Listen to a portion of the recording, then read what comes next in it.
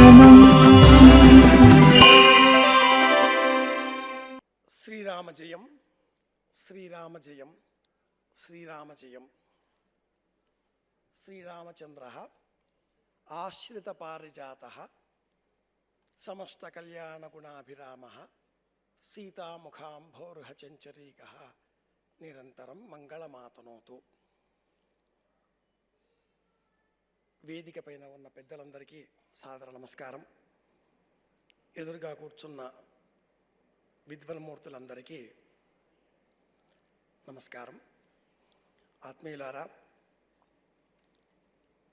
నాకు ఒకే శ్రోత, ఎప్పుడూ ఒకే శ్రోత.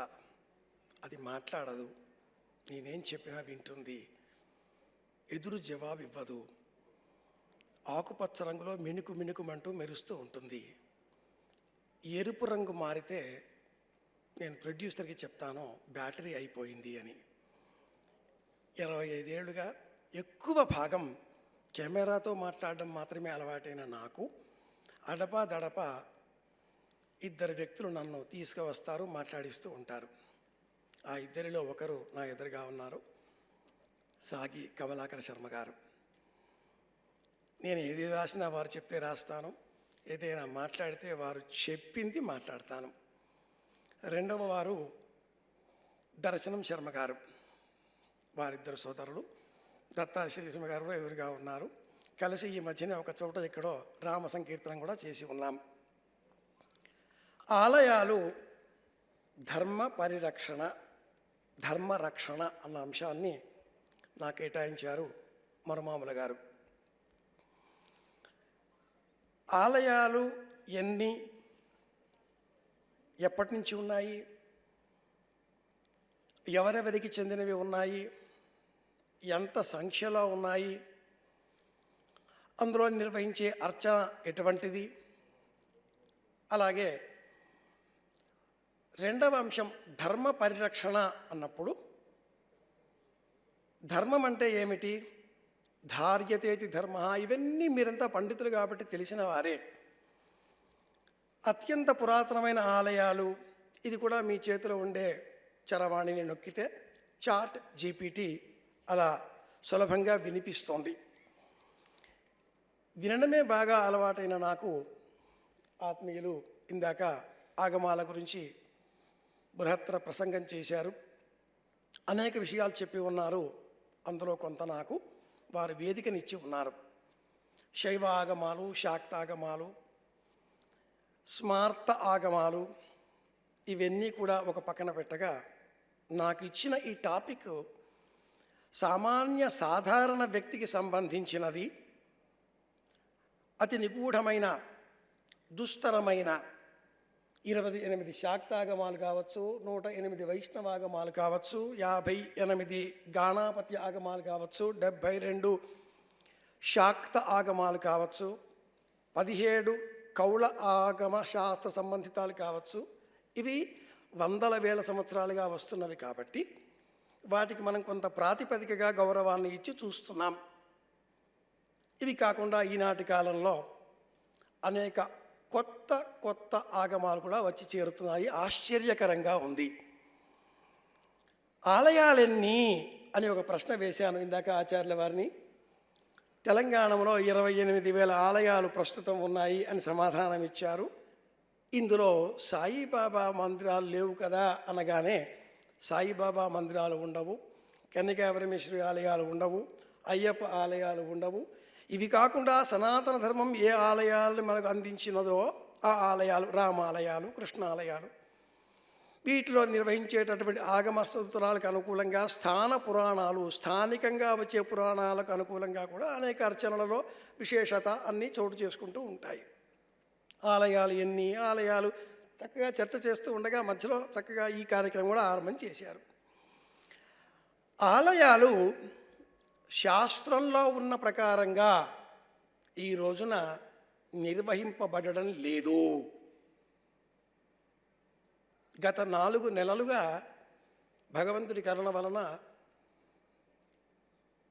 నేను శ్రీలంకలో ఆలయాలు ఏప్రిల్ నెల, మే నెలలో మద్రాసులో కుంభకోణంలో ఉండేటటువంటి అనేక ఆలయాలు,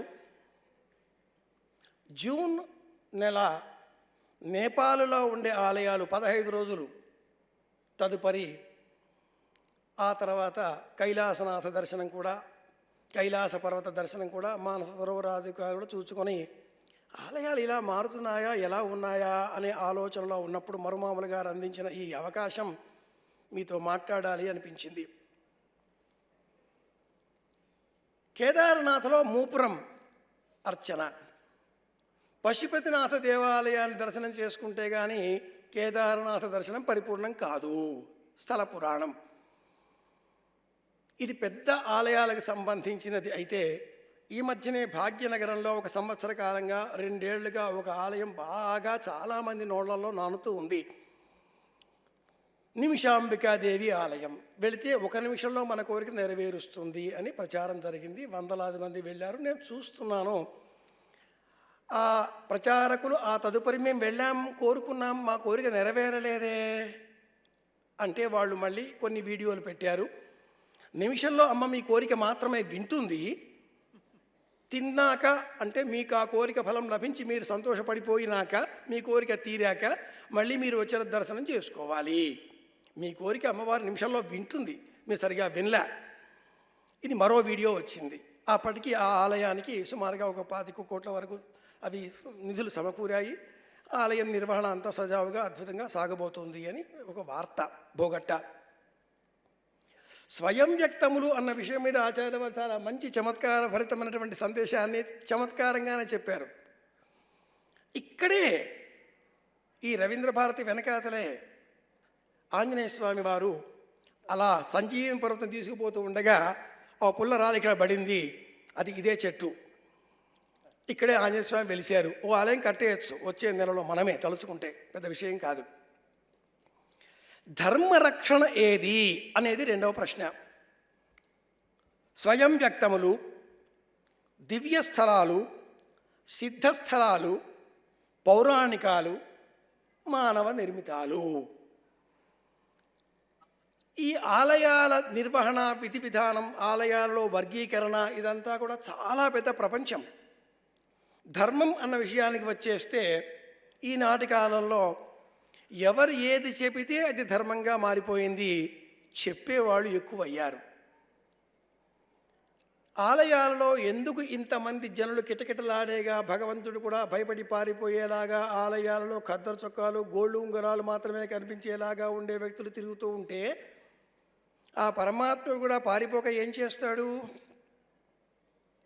చాలా కాలం క్రితం నేను మీకు టీవీలో కనిపించే ముఖం కాబట్టి ఒకానొక కార్యక్రమంలో ప్రత్యక్షం ఆన్ స్క్రీన్ మీద సమాధానం ఇస్తూ తిరుమలలో ఒక అర్ధరాత్రి నడిరేయి ఏ జాములో స్వామి నినుచేర దిగువచ్చునో అలమేలుమంగా అనే పాటను స్మరిస్తూ ఒక అర్ధరాత్రి పాపం ఆవిడ వచ్చింది. తాంబూలం అక్కడ ఉంచారు అర్చకులు, అది చివరి ఉపచారం కాబట్టి తలుపులు వేస్తారు. ఆవిడ వచ్చింది. ఏమండి మీరు కూర్చోరా, కూర్చునే అవకాశం ఎక్కడా, తాంబూలం పుచ్చుకో అన్నాడు. ఇలా ఇచ్చారు. అలా ఇద్దరు మాట్లాడుకుంటూ ఉండగా మళ్ళీ కౌసల్య సుప్రజ రామ గంటలు మోడడం మొదలెట్టాయి. ఇదేమిటండి 2:30 వేచి ఉన్నారు బయట, తప్పదు నాకు, నేను వెళ్ళిపోవాలా మరి? తల వంచుకుంది. అటు ఉండు కాసేపు చూడు ఏం జరుగుతుందో అన్నాడు ఆయన. పెద్ద ఆయన కదా పాపం, చూడకుండా కంటికడ్డంగా నామాలు పెట్టేశారు. ఇబ్బందే లేదు, చూస్తే తలనొప్పి. మొదటి కేటగిరీ వాళ్ళు వచ్చారు, వాళ్ళ సేవలు అవి జరుగుతూ ఉన్నాయి. పెద్ద పెద్ద కోరికల చిట్టా అది. ఈ సీఎం తీసేసి నన్ను సీఎం చేస్తే నిలువు దోపిడి, ఆ మినిస్టర్ని తీసి నన్ను మినిస్టర్ చేస్తే కిరీటం ఇస్తాను, 10 కంపెనీలు నాకు ఇచ్చేస్తే నిలువు దోపిడి, ఇలాగ చాలా ఉంటాయి. అవన్నీ ఆవిడ వింటుంది, భయపడిపోతుంది. ఇదేం కోరికలండి, విను విను కాసేపు. అలాగే కాసేపు అయ్యాక మధ్యతరగతి సామాన్య జనాలు రావడం మొదలెట్టారు. స్వామి మా అత్తగారు ఇంకా గట్టిగా ఉన్నారు, ఈ ఇల్లు నాకు ఇస్తుందా మా తోడి కోడలికి ఇస్తుందా నువ్వే తేల్చాలి, నీ అనుగ్రహం అంటే ఈ ఇల్లు నాకు వస్తే స్వామి మళ్ళీ దర్శనం చేసుకుంటాను. ఆవిడ కళ్ళు తిరిగాయి. పంచపాత్రలో ఉండే నీరు స్వామి ఇలా చిలకరించి చెప్పాగా ఇప్పుడు వెళ్ళి కిందికి అన్నాడు. కలియుగాంతం వరకు ఆవిడక్కడ ఈయన అక్కడే నిలిచినే ఉంటారు. ఒక్క ఉదాహరణగా కాకపోతే ఆలయాలకి ఎందుకు వెళుతున్నారు, ధర్మరక్షణలో ఉండే ప్రత్యేకత ఏమిటి అంటే, ఆలయాలు మనం చేసే పాపాలను ప్రక్షాళనం చేసే కేంద్రాలుగా మనమే మార్చేశాం. మనం చేసిన తప్పులకు మనం శిక్ష అనుభవించకుండా, మనలో మార్పు తెచ్చుకోకుండా వెళ్ళి నమస్కారం చేస్తే ఆయన బాగు చేస్తాడు. ఆయనకు అదే పనే. మన కర్మ మనం చేసుకున్నది, మనం పాటించవలసింది. ఇది మర్చిపోయి మనం యద్రాత్రియాత్ కృతే పాపం తద్రాత్రియా ఆత్ పరిముచ్యతే యదన్నాత్ కృతే పాపం తదన్నా ఆత్ పరిముచ్యతే చేశామండి. స్వామి నువ్వు ఉన్నావు, ఆవనముక్కుల వాడ, అనాథరక్షక, లేదా కృష్ణ, శివ, ఏదో ఒక పేరు. మన కర్మ మనం అనుభవించాలి, ఆత్మశుద్ధిని మనం చేసుకోవాలి. ఇందులో ధర్మరక్షణ అన్నప్పుడు ఒక్క మాట మీతో మనవి చేయదలుచుకున్నాను. దేహ ఆలయాన్ని దేవాలయంగా మార్చుకోవాలి అంటే ధర్మం అంటే ఏమిటో తెలుసుకుని మన ఇంట్లో మనం పాటించడం, ఆచరించడం ప్రారంభించాలి. దేహ ఆలయానికి అంటినటువంటి మురికి స్నానం చేస్తే పోతుంది. గోవిందేతి సదా స్నానం, గోవిందేతి సదా జపం, గోవిందేతి సదా ధ్యానం, సదాశ్రీ గోవింద కీర్తనం. బాగుంది. ఇది బాహ్య శుచి. మరి అంతర శుచి?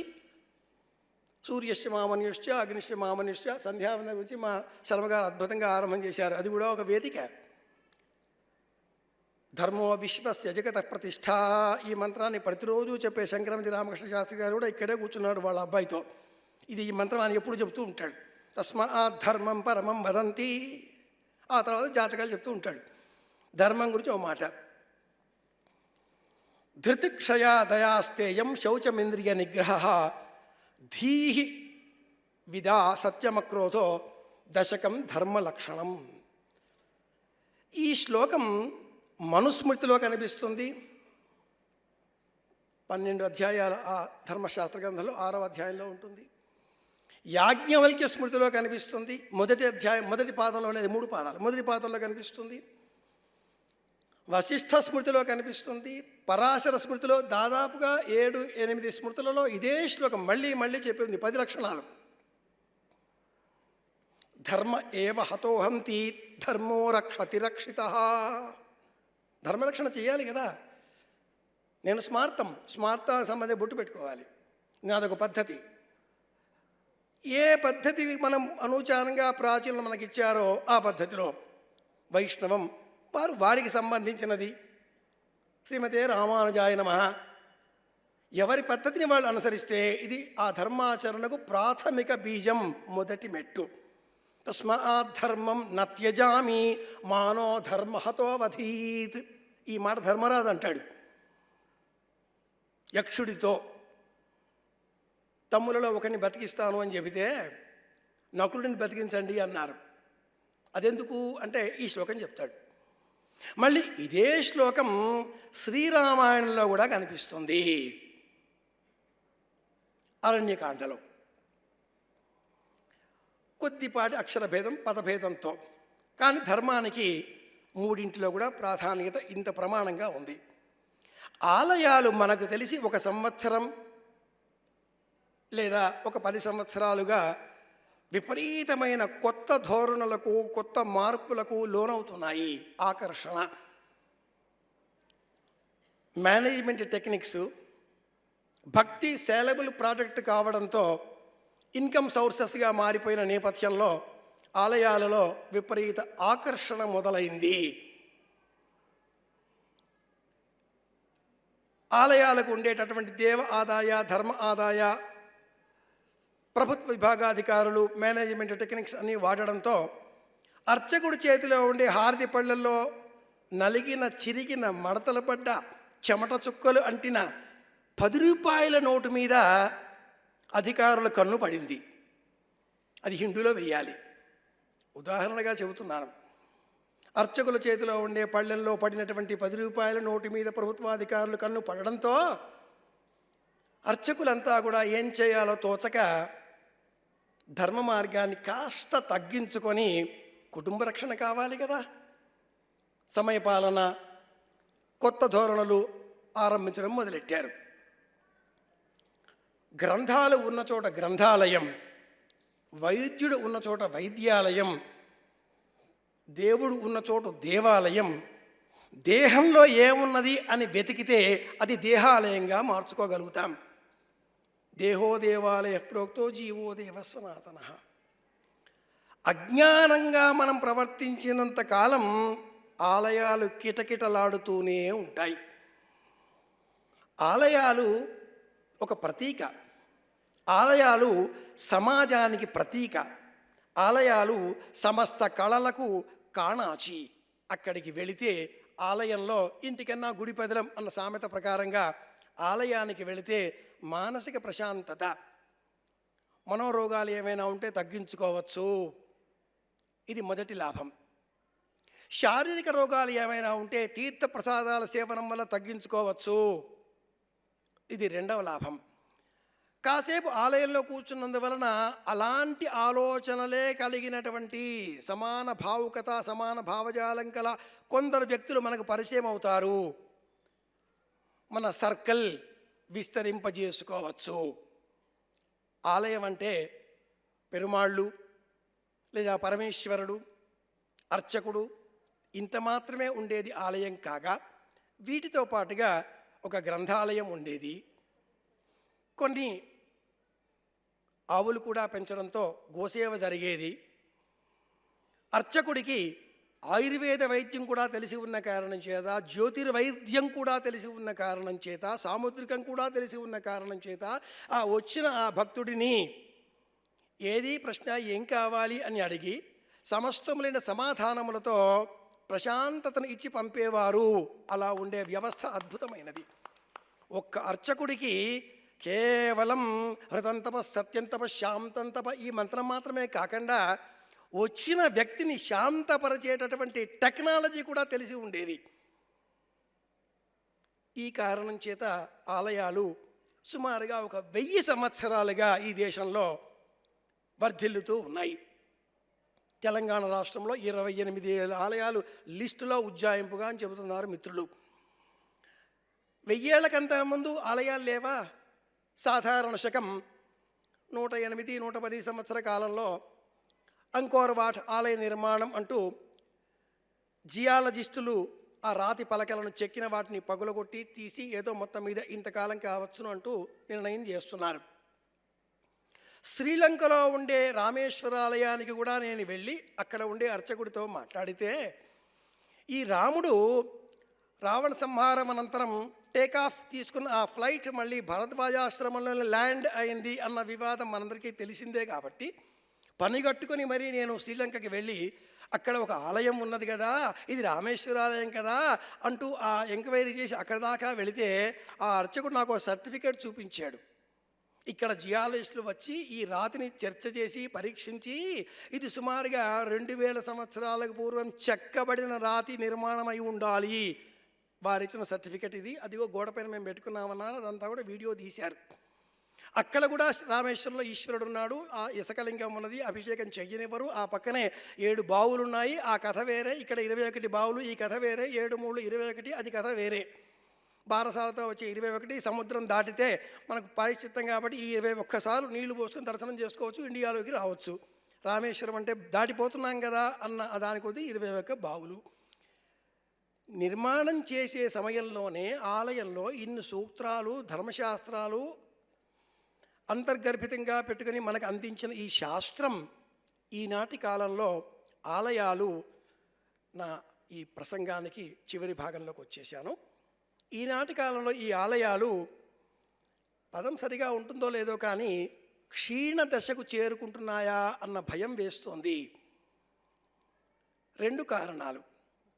ఒకటి, అర్చకులు తమ బాధ్యతను గుర్తించి ఎంత సక్రమంగా ఉండాలి అనుకున్నప్పటికీ సామాజిక అవసరాల కారణంగా ఉండలేకపోవడం.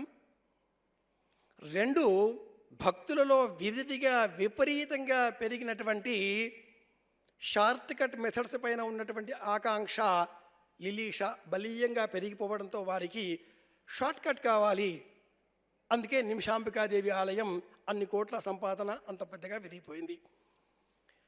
ఎవ్వరూ మా ఆలయాన్ని రావక్కర్లా అంటాడు ఈశ్వరుడు. అందరూ మా దగ్గరికి రండి అంటాడు శ్రీమన్నారాయణమూర్తి. శివాలయంలో అంత నీళ్లు ఉంటాయి, ఇంత పత్రి ఉంటుంది, ఏ అక్కర్లేదు. ఇస్తే ఒకవేళ మనం తీసుకుపోయి పెడితే ఒక అరటిపండు కొబ్బరి చిప్ప. ధర్మరక్షణ అన్నప్పుడు మనవంతు బాధ్యతగా అర్చకుడి హారతి పళ్ళల్లో ఉండే నలిగిన చెమట చుక్కలు అంటిన పాతదైనటువంటి ఆ 10 రూపాయల కాగితాన్ని అతడికి అందేలాగా మనం వాదించాలి, సహాయం చేయాలి. అంతేకాని వ్యవస్థ నిర్మాణం, ప్రభుత్వ పథకాలు, ఆలయ వృద్ధి, అభివృద్ధి ఎక్కడ జరుగుతోంది? ఒక ఆలయం విష్ణు ఆలయం కాస్త ఆలయాల కాంప్లెక్స్గా మారిపోతుంది. ఉప ఆలయాల సంఖ్య విపరీతంగా పెరిగిపోతుంది. మార్కెట్లో ఏ దేవుడు సేలబుల్ ప్రోడక్ట్గా ఐడెంటిటీ పొంది ఉన్నాడో ఆ దేవుడికి సంబంధించిన చిన్న అర్చామూర్తి ఒకటైనా మన ఆలయ ప్రాంగణంలో మనం ఏర్పాటు చేసుకుంటే తద్వారా మన ఆలయానికి ఇతోధికంగా విశేష నిధులు వస్తాయి. భాగ్యనగరంలో పాత పట్టణంలో సుమారు 25 సంవత్సరాలకు పూర్వం 2 మిత్రులు నాకు, ఒకరి పేరు మాదిరాజ్ హరినందనరావు గారు, మరొకరి పేరు మీకు అర్థమైంది ఈ పాటికి సాగి కమలాకర శర్మ గారు.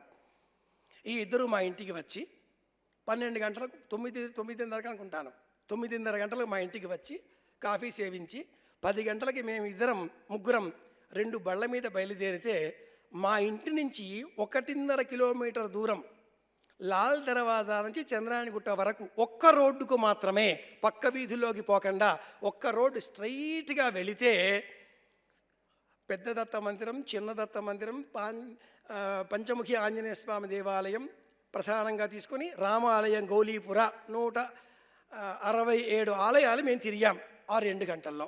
167 ఆలయాలు 1 కిలోమీటర్ పరిధిలో 2 గంటలలో. గౌలీపురాలో ఉండే ఆ రామాలయం సుమారుగా 400 సంవత్సరాల ప్రాచీన ఆలయం. నిర్మాణాలు, శాసనాలు, అధికారాలు అన్నీ ఉన్నాయి.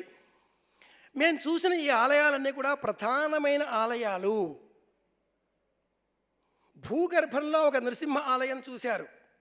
ఆశ్చర్యకరంగా 6 మెట్లు దిగి లోనికి పోతే చాలా పెద్ద నరసింహస్వామి పరమేశ్వరుడు పంచాయతనం. ఆనాటి కాలపు అర్చకులు ధర్మరక్షణ బాధ్యతగా అందరి క్షేమము కోరుతూ స్వస్తి సమా అని చెబుతూ ప్రజాభ్య పరిపాలయంతాన్ న్యాయేన మార్గేణ మహిమహేషా అని చెప్పేటటువంటి ధర్మంతో వారు బ్రతికారు. ఆలయ సంరక్షణార్థం నాటి జమీందారులు, మా మరమాముల వెంకటరమణ వంటి వాళ్ళు కూడా భవిష్యత్తులో ఎంత కావలిస్తే అంత డొనేషన్లు కలెక్ట్ చేసేనా ఇస్తారు, సంరక్షిస్తారు. అప్పుడు సంరక్షించేవారు కాబట్టి ఆ బ్రాహ్మణ ఆలయంలో ఉన్నాడు, స్వస్తి ప్రజాభ్య అన్నాడు. ఇప్పుడు వీధిన పడవలసిన అవసరం వచ్చేసింది. ఇది పోవాలి. 2, భక్తులలో తాపత్రయం. ఈ దేవుడా, ఆ దేవుడా, ఆ దేవుడా. ఎందుకు చెప్పాను మీకు ఈ ఉదాహరణ కథ అంటే, మా ఇంటి పక్కన ఉన్న అత్యంత పురాతనమైన 500 సంవత్సరాల ప్రాచీన చరిత్ర గల దత్త మందిరంలో సాయిబాబా విగ్రహం పెట్టేశారు ఒక 5-10 ఏళ్లుగా. ఇప్పుడు వేలాది మంది రోడ్డు మీద కూడా బారులు తీరి మరీ దర్శనం చేసుకుంటున్నారు. అంతకంటే ముందు ఎవరు వచ్చేవారు కాదు. అక్కడి సమితులతో నేను మా ఇంట్లో పరిత్వాగ్నే 18 ఏళ్ళు ఆ అగ్నికార్యం కూడా చేసుకున్న జ్ఞానం నాది. అదే ఆలయానికి నాకు సంబంధం. ఇప్పుడు బాబా వచ్చాడు, ఆయన ఎవరు పట్టించుకోరు, ఇక్కడ చూస్తూ ఉంటారు. కొత్త దేవుడండి, కొంగొత్త దేవుడండి అన్న ఆశ. ఈ షార్ట్ కట్ మెథడ్స్ పైన మమకారం. 2, అర్చకులను మనం కాపాడాలి అనే దృష్టి పోయి అర్చకుడు అవును నువ్వు చెయ్యాలి అనే పెత్తందారీ వ్యవస్థ, ఈ 2 పోవాలి. అర్చకుడికి స్వతంత్రత ఇవ్వాలి. చివరగా ఒక గ్రామంలో ఒక బ్రాహ్మడు వీధిలో వెళుతూ ఓ జమీందారి వారికి భవనం ఎదురుగా అమ్మా భవతి భిక్షాం దేహి అనే అర్థం వచ్చేటట్లుగా అన్నాడు. ఆ జమీందారు గారికి చాలా ఆశ్చర్యం వేసింది. చూశాడు, అయ్యయ్యో అనుకున్నాడు. పైకి రమ్మన్నాడు, మంత్రి గారికి పిలిచాడు. ఆయనకు ఒక గ్రామం ఇచ్చేసేయండి, బ్రాహ్మణుడు అడుక్కోవడం ఏమిటి అన్నాడు. సంతోషించాడు, వెళ్ళిపోయాడు ఆయన. కొంతకాలం తర్వాత ఆ జమీందారికి ఈ బ్రాహ్మడు ఏం చేస్తున్నాడు, నేను గ్రామం ఇచ్చా కదా, ఏం చేస్తున్నాడు, పిలవండి అన్నాడు. భటులు వెళ్ళారు, ఆయన రానుపోండి అన్నాడు. నేను గ్రామం ఇస్తే తిని బ్రతికేటటువంటి వ్యక్తి నేను పిలిస్తే రాడా అని కోపం వచ్చేసింది. డబ్బు గలవాడు కదా, అర్థమైంది. ఈ పాటికి మళ్ళీ 50 మంది సైనికులు వెళ్తారు, కట్టి తీసుకొస్తారు. తేగానే అతగాడు అన్నాడు, మీ నాన్నగారు చేసిన పాపం కంటే కూడా 100 రెట్ల పాపం నువ్వు చేశావు నన్ను తీసుకువచ్చి. అదేమిటి, నేను ఇచ్చిన వాడిని రావాలిగా. మీ నాన్నగారు చేసిన పాపం కంటే నువ్వు చేసిన పాపం ఇంకా పెద్దది. మీ నాన్నగారు నాకు పట్టించుకోలేదు, నాకేమీ ఇవ్వలేదు, కాబట్టి నేను అడుక్కుంటున్నాను. ఆ పాపం కంటే ఇచ్చినట్టే ఇచ్చి నువ్వు నన్ను మళ్ళీ పిలిపించావు. అవునయ్యా ఇచ్చాను కదా. మళ్ళీ పిలిపించడంతో అక్కడ నేనేం చేస్తున్నాను, ఒక చెట్టు కింద కూర్చొని జపం చేస్తున్నాను. ఈ రాజ్యం సుభిక్షంగా ఉండాలి అంటూ జపం చేస్తున్నాను. స్వస్తి ప్రజాభ్య పరిపాలయంతాం న్యాయేన మార్గేణ మహిం మహేషః గోబ్రాహ్మణేభ్య అని చెప్పే నన్ను నువ్వు మళ్ళీ పిలిపించావు. నా తపస్సుకు విఘాతం కలిగించావు. ఆయన తెలియక చేశాడు, నువ్వు తెలిసి అహంకారంతో చేశావు కాబట్టి నీ పాపం ఇంకా పెద్దది అన్నాడు. ఈ 2 పద్ధతులు మారాలి. ధర్మరక్షణ అన్నప్పుడు ఆలయాలను పట్టించుకోవలసిన బాధ్యత మనదే. ఇది పార్ట్ 1. దేహాలయంలో దేవుడున్నాడు అన్న జ్ఞానం పెంచుకోవలసిన బాధ్యత కూడా మనదే. ఇది పార్ట్ 2. బాహ్యమైన ఆలయాన్ని పదే పదే దర్శిస్తే కానీ ఆంతరంగికమైన ఆలయ అర్థం మనకు సుబోధకం కాదు. హంసస్వసరంతరిక్ష గొప్ప మంత్రం. హంస హంసస్సోహం హంసస్సోహం హంస హంస హంసాయ విద్మహే. హంస లేచిపోయింది. ఉమాపతి శర్మగారు, బాలాంజస్వామి గారి అన్నగారు, ఇంకో పండితుడు ఉండేవాడు, స్వర్ణహంస అన్న గ్రంథం రాశాడు. సాహితీపరులందరికీ కూడా బాగా తెలుసును. హంసనాదం, శివాద్వైతం, అద్భుతమైన పండితులు వారు. ఈ హంస అన్న శబ్దం గురించి వారు చెప్పి ఉన్నారు. దేహాలయం అన్నది వారిది. నేను గుర్తు చేశాను కాబట్టి వారికి ఈ మాట కేటాయించాలి. ఈ చప్పట్లు వారివి. ఆయన అన్నాడు, దేహాలయం ప్రధానమూర్తి, దేవాలయానికి ఏం పోతావు నువ్వు. చాలా గొప్ప మాట. కాబట్టి ఆత్మీయులారా, వాక్యార్థశ్చ విచార్యతాం శృతిశిరః పక్షో సమాశ్రీయతాం దుస్తర్కాత్ సువిరమ్యతాం శృతిమతస్తర్కోనుసంధీయతాం బ్రహ్మాస్మీతి విభావ్యతాం అహరహో గర్వః పరిత్యజ్యతాం దేహే హమ్మితి రుజ్యతాం బుధజనైర్వాదః పరిత్యజ్యతాం. నేను ఎవరితో వాదించడం లేదు. నా ప్రస్తావన ఇది. ప్రతి విషయాన్ని 2గా చూడడం నేర్చుకుందాం. ఆ 2 ఒకటే అనే అర్థం అద్వైతంగా భావన చేద్దాం అని విన్నవిస్తూ, మీ వెంకటరమణ శాస్త్రి గారి పెద్దబ్బాయి కాకునూరు సూర్యనారాయణమూర్తి. శుభమస్తు. శ్రీరామ జయం. దర్శనం